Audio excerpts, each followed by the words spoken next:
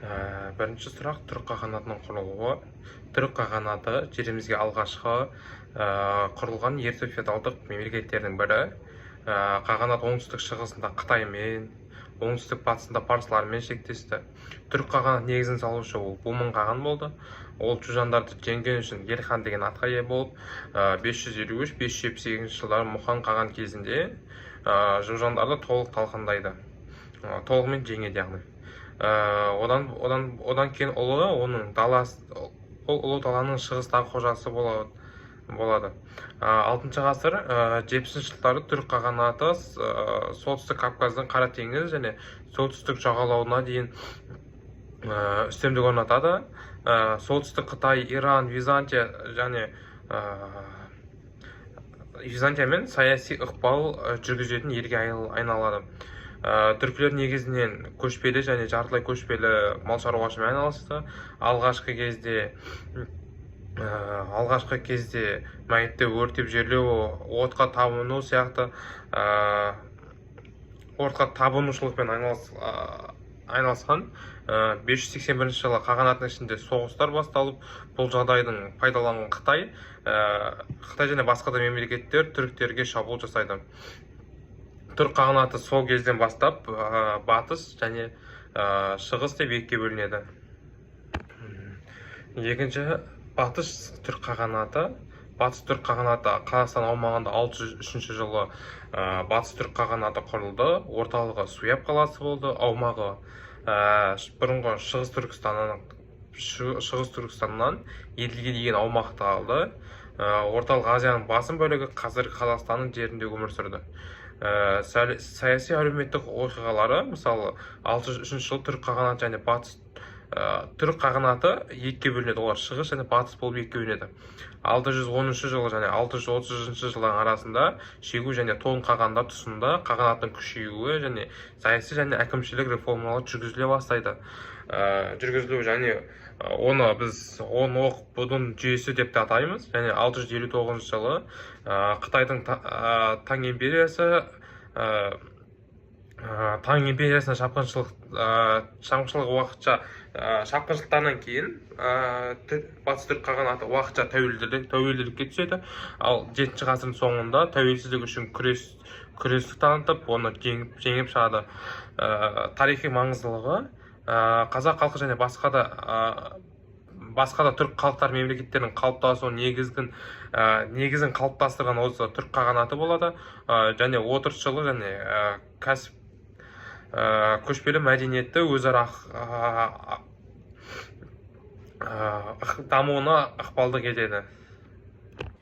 Ал біздің үшінші мемлекет ол шығыс түрік қағанаты 603-744 жылдары өмір сүрген. Жер аумағы Монғолия, Алтай, солтүстік Қытай аумақтарын алып жатты.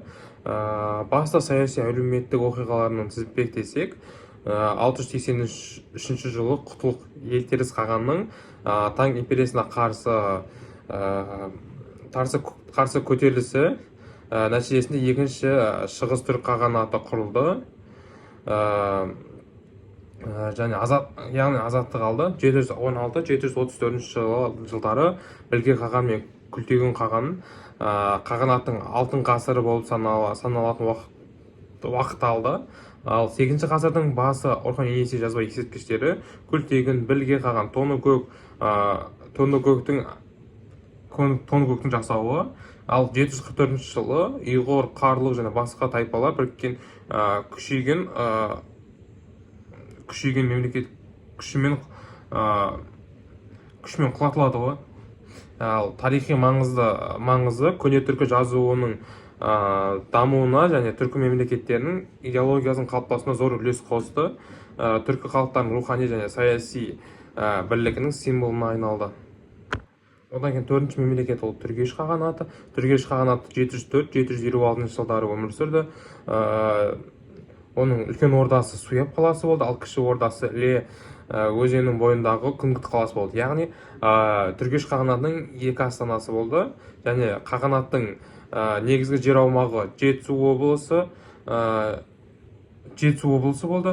Сонымен қатар Шаш қаласын Бесбалық, Шығыс Түркістанда қалаларды қамтыды. және алғашқы қаған үшлік қаған болды. Түркештер сары және қара түркеш болып бөлінді. Олар Шу, Талас, Іле өзендерінің бойында өмір сүрген. Саяси әлеуметтік оқиғаларын айтатын болсақ, 704 жылы үшлік қаған батыс түрік қағанатының орнына түргеш мемлекетін құрды. 715-738 жылы сұлу қағанның билігі кезінде арабтардың орталық Азияға басып кіруіне тойтарыс беруі, яғни ол Сүзегеннің қаған кезінде болды. Одан кейін барып 748 жылы Қытай әскерінің Суяб қаласын басып алуы, 751 жылы Атлас шайқасында арабтар Қытайлардың арасында соғыстың болуы, 756 жылы қарлықтардың шабуылынан кейін түргештердің құлауы. Тарихи маңызы орталық Азияда арабтардың соғыстарын тежеп, аймақты саяси және мәдени дамуына ықпал етті. Қала мәдениетінің дамуына және сауаттылықты дамуына жағдай жасады. Бізде 5-ші мемлекет Қарлық қағанаты 756-940 жылдары өмір сүрген. Аумағы түргештерді ығыстырып, Жетісуды, оңтүстік Қазақстан және шығыс Қазақстанның бір бөлігін емдеді, және оның орталық қаласы Суяб, Қойлық қалалары болды. Саяси тарихын айтатын болсақ, алғашында түрік және ұйғыр қағанаттарының құрамында болған. 744 жылы ұйғырлармен бірге шығыс түрік қағанатын құлатқаннан кейін 756 жылдары өздерінің тәуелсіз мемлекеттерін қалады, яғни құрды. Билеушісі Жабу титулымен иеленді. Жабу 9 ғасырдың орталығында қарлықтар оңтүстікке соғдыларға дейінгі жылжып, оғыздар және саманиттермен соғысты. 840 жылы ұйғыр қағанатының құлауына қатысып, жерлерін иемдене бастады. Және одан кейін 940 жылы яғни құлауын айтатын болсақ, 940 жылы шығыс Түркістаннан шыққан Сатық Боғрақан қарлықтарды бағындырып, Қарахан мемлекетінің негізін қалайды.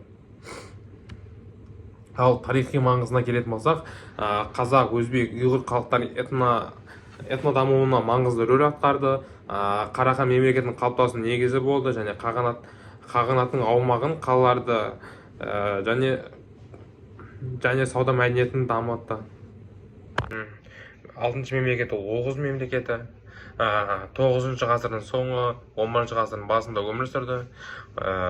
Аумағы Сырдарияның орда және төменгі ағысы, Арал теңізінің маңы және Батыс Қазақстан аумағында өмір сүрді. Және Оғыздардың астанасы ол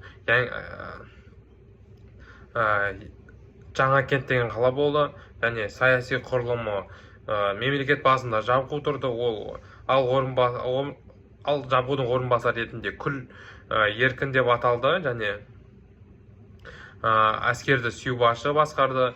Маңызды оқиғалар келетін болса, 9-шы ғасырдың соңында оғыздар қарлықтарды ығыстырып,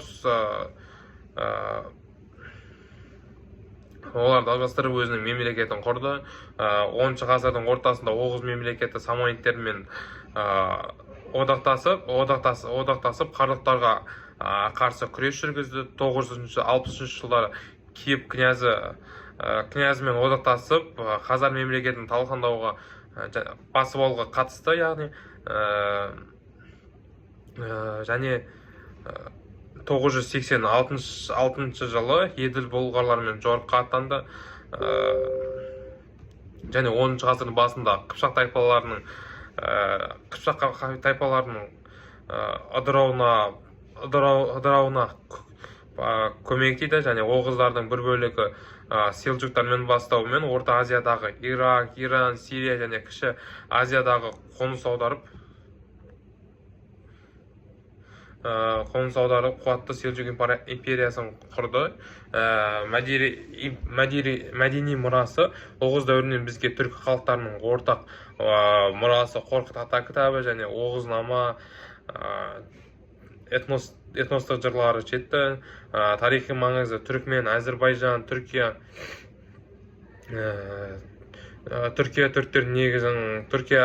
Түркияның негізін қалады. Селжүк империясы арқылы әлем мен Византия тарихындағы зор ықпал етті. Қазақ халқының құрамына кірген тайпалардың қалыптасуына да үлкен әсер етті. Алтыншы мемлекет ұйғыр қағанаты 744-840 жылдары өмір сүрген жер аумағы шығыс түрік қағанатының жерінің негізгі Монғолия аумағы иемденді, және оның орталығы Ору-Балық болды. Басты саяси әлеуметтік оқиғалар келетін болса, 744 жылы шығыс түрік қағанатын құлатып өз мемлекетін орнатты. 762 жылы Мойыншор қағанның Манихей дінін ұстанатын